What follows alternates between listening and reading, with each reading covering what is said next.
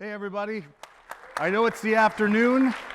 Hopefully everybody's finished digesting a little bit and we can keep you awake up here. But we're really excited to be back at GDC, my second year with Xsolla presenting. I'm Ron Scott. Last year I was up here as head of the Americas region. This year up as GM of Xsolla Backend, which we'll explain in a minute. And my partner in crime is? I'm Jean-Philippe Steinmetz, head of Xsolla Backend, formerly the co-founder and CEO of Accelerate XR, or Accelerator as we like to call it. Awesome.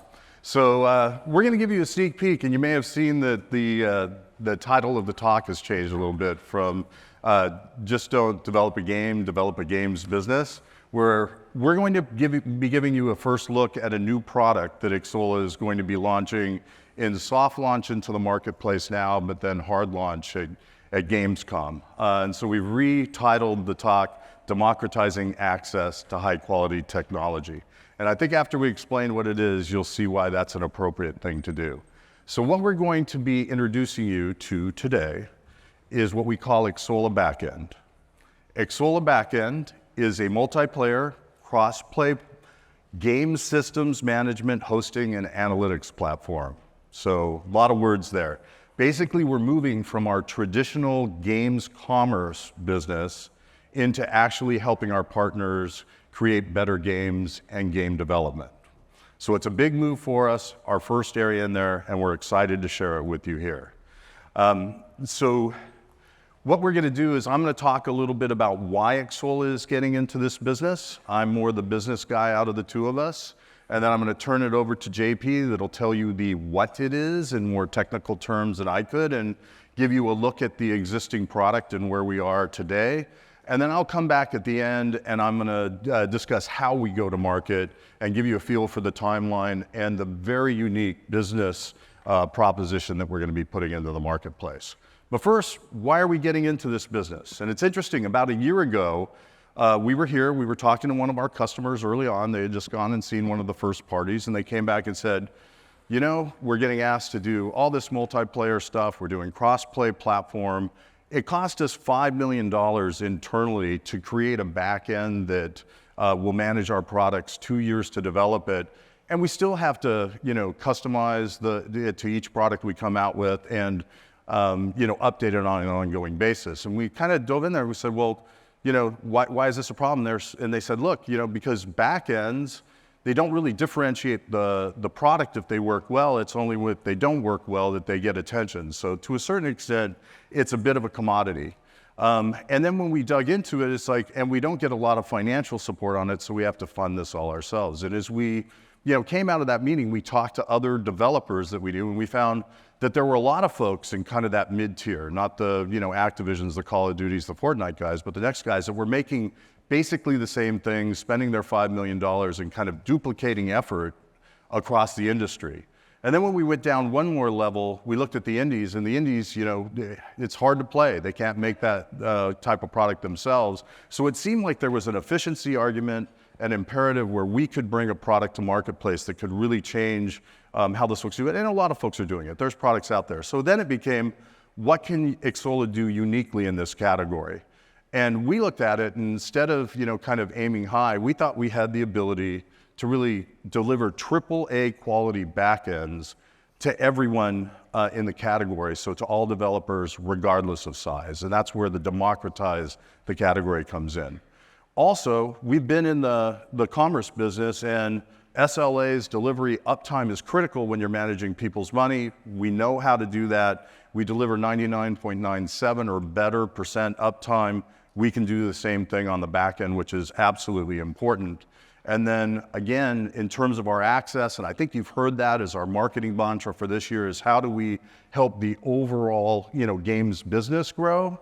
This was a way that we could aim for the many, the 80%, and give a lot of things out of the box to support that, versus aim for the 20 and a lot of customization and target the big guys. So that was the compelling reason. We're going to use a piece of the Xsolla business model that I'll go over at the end, and we thought that was a big piece of differentiation that could set us apart from the existing players. And then what is the value to us? Well, First of all, we get to be better partners to our development partners. Now we're not just helping them with commerce and how to reach their customers, we're now truly helping you build a game. So it's a much bigger proposition for us. In terms of the strategic benefits, now we talk to folks before they go to launch, right? And how do you get ready and how do you launch your product and then have commerce. Now we're going to talk to people 2 years earlier in the process. We can also now, instead of talking about web shop revenues, which have become a very critical part of the business for different platforms, we're talking about overall gross revenue that we're helping move up with the back end. And then last but not least, we've been touching folks and helping them with PC and mobile, but this gives us the ability through the cross-platform play to get to all platforms, including consoles. So now we've got the whole play across the category. We're a bigger and better partner to our partners, and that makes us more strategically valuable. So Jean-Philippe and Accelerate XR. So how did this happen? Well, we originally thought of maybe making this internally. We also had some feelers out to different folks that we've been talking about over the years that could have provided this.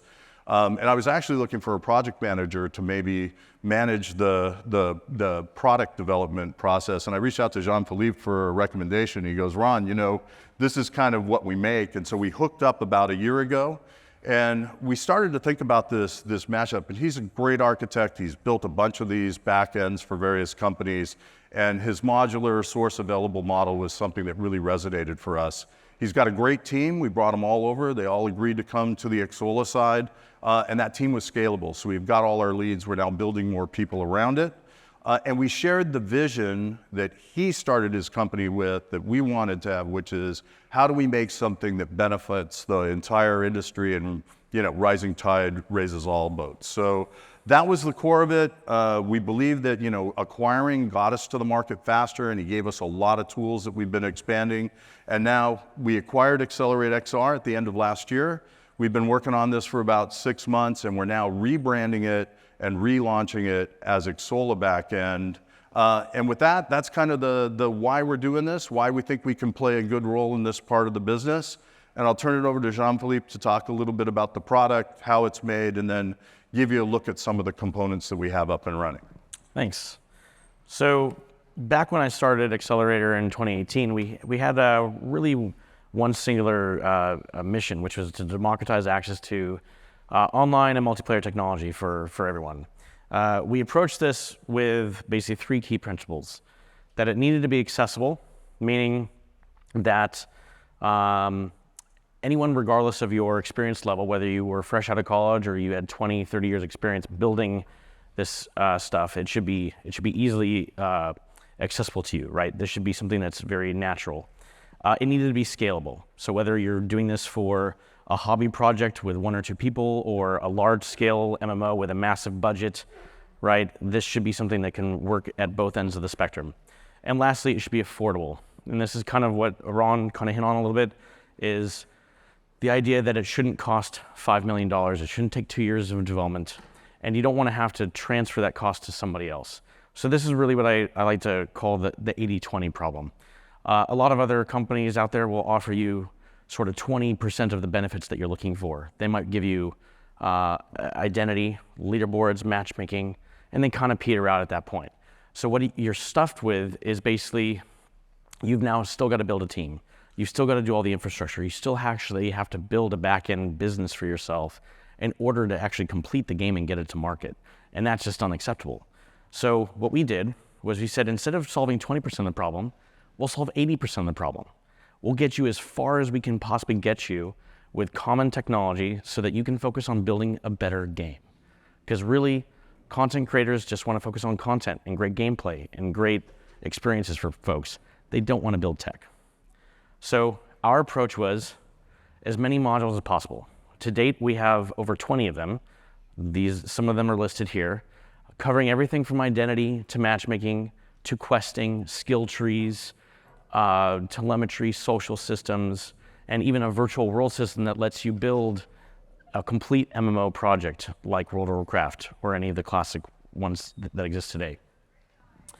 So what does that actually look like today? Well, let me show you. So when you first get set up on Xsolla Backend, you'll get the access to this dashboard. And from here, you can manage all of the different pieces, all the individual modules.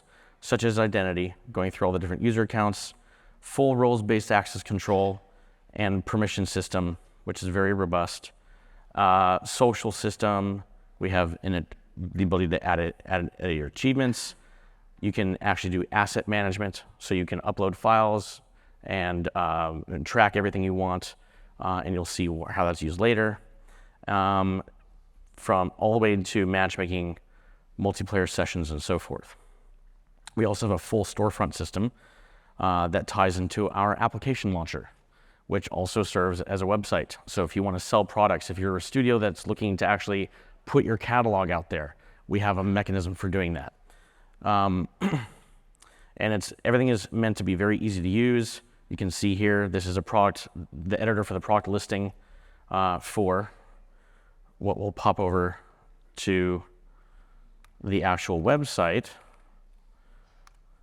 this is now your personal storefront website / launcher. So from here, we can go to the store and you can see that same image that we just saw and other available products in your catalog. We can hop over and make a purchase.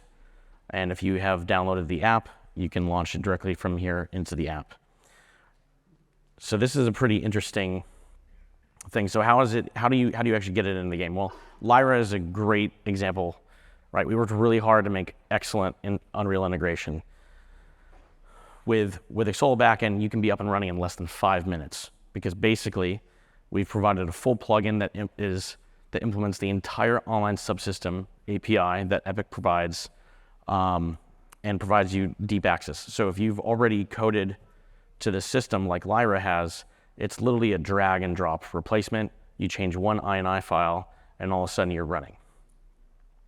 So to kind of show you this, we've prepared a sample. Again, we dragged the SDK in, we flipped a switch on the INI file, we made a couple of small tweaks for data, but otherwise it's the exact same game that you can download directly from Epic. You come right in, you can see in the bottom left-hand corner that I'm actually logged in with my actual backend account, and then I can go right to playing. I can host a game, and people can find me. Once we're logged in here, I can pop back over to the dashboard once we get fully in. And now if I pop back over to that dashboard, I can now go to the sessions list, and I can find my session there. You can see I'm the host. Now we have a way to connect to each other. This supports asynchronous multiplayer, which is great for mobile. It supports real-time multiplayer. It does relays, real-time chat, and we're working on some cool stuff in the future as well. So that's where we are right now. 20 plus features, asynchronous, real-time gameplay, boatload of stuff to get you 80% of the way there, but we're not stopping there. We're gonna keep moving forward. So one of the first things that we're working on is gonna be actually integrating to Xsolla core products like PayStation and Login. We're revamping our server scaling technology to connect with third-party services so that you can make it easier to scale out your dedicated server infrastructure. And we're finally adding full console support now that we are official partners with Nintendo, Microsoft, and Sony. We're adding even more systems: party, clan, tournament, loot boxes, time-based items, etc. We're also finally finishing up this global network engine that we started a few years ago, which is this idea that you could actually strip out the dedicated server executable entirely and run everything from the back end and scale to thousands of users in a single multiplayer session. So that's kind of where we're going, and I'll let Ron continue on from there. Awesome. So an awful lot there, guys. They have a pretty aggressive roadmap through the end of the year. The way that they've laid the foundation that I talked in the original architecture and the quality of the engineers we have, they've done this stuff before. We think they'll get it done under the timing that we have. So if you're starting a new dev project and you come on board with us, you have the functionality that you need to start working on the front end right away. and you know by the time you launch that everything that was in that roadmap will be available for you to have for your customers when the product hits the street. So I talked a little bit about the business model being a differentiator. So let me spend a little time on that, and then we'll talk about the rollout timing. So we have 5 pillars of the business model that we think will set us apart. So when you look at our competitors, there's CCU charges, there can be MAU charges, there's consulting charges to set things up, there's the costs on the back end. It's a really kind of complex thing because we tried to figure out where we would stand versus other folks. Ours is no upfront fees, 5% of revenue on the back end, period. So if you've just raised your money, you've got X amount of dollars to get out, you're going to save a ton of money on what you need to do on the back end. You're going to be able to start your development on the front end probably 6 to 9 to 12 months earlier than you would if you built your own, shut to the market. But the key thing is, I know how much I sold in the first month. I multiply it by 5%. That's how much I owe Xsolla. And I don't pay until I earn. We don't benefit until you start generating revenue. So we've locked ourselves together. We want you to be successful so we can be successful, just like on the commerce business. Included in that 5% is going to be free hosting. We think for the vast majority of folks that we're going to be able to manage the costs. We're not going to be hitting the big AWS and Alibaba type folks unless there's surge protection. We're going to have our own bare metal. We're going to be leveraging our existing data centers around the world that we have for the commerce business. So we're going to be able to keep our costs low, and we're going to pass that on to our developer partners. Unlimited support. We've got a global support system for our commerce business. We're going to grow that and extend it so you'll be able to talk to a live human. But we're spending a lot of money on excellent documentation right now so that we can cut AI loose on it so that you'll be able to have a conversation at 3 o'clock in Singapore if you got a question, and that AI will be able to answer you with very exact information as well as in the language of your choice. So you get that first line whenever you need it, and if that doesn't work, you'll have humans you can get during normal business hours. Jean-Philippe said source code available. This is a really important thing. I really didn't understand this as a business guy until I had these first few communications at DICE. But if you want to build on top of it, you've got some great ideas for the launcher on the front end or some other things. You have a third-party piece of tech that works better. We let you go ahead and build that. We keep your version siloed in a container, so it's on our servers. You can update yours, we can update ours. Really important that you can add value. You can customize your code, not through asking us, but by your own team being able to go in and look at it and build off of it. And one of these days we could imagine even a UGC marketplace where the good things that our partners do, they should be able to share that with others, maybe free, maybe for a slight charge to give other people the benefit of what the coding they've done. And then last but not least, in terms of best practices and giving you some information on how you can get better, we're working on a partnership with a third party that has data on literally thousands of game launches. And we want to bring that in anonymized. So if you want to look at how you're doing versus the genre or a competitive set of your choice, that we're able to pump that data in for you so you can continue to improve, see how you're doing not only on a internal continuous improvement basis, but also against some of your peers as a direction on how you're doing within your competitive set. So our feedback so far is this has been a very interesting way to charge for the business. We've got folks that are looking at this as a much easier way to get in and a much more efficient way to do their back end. So we're excited about this business model, and we're continuing to refine it over the upcoming months. So what's happening in terms of timing? So we got to DICE, we talked to a few close-in partners just to kind of vet the process. Does this sound right? Does this model feel good? Is the value we're bringing correct? And we got some good feedback refined. What we're doing now is we're soft launching.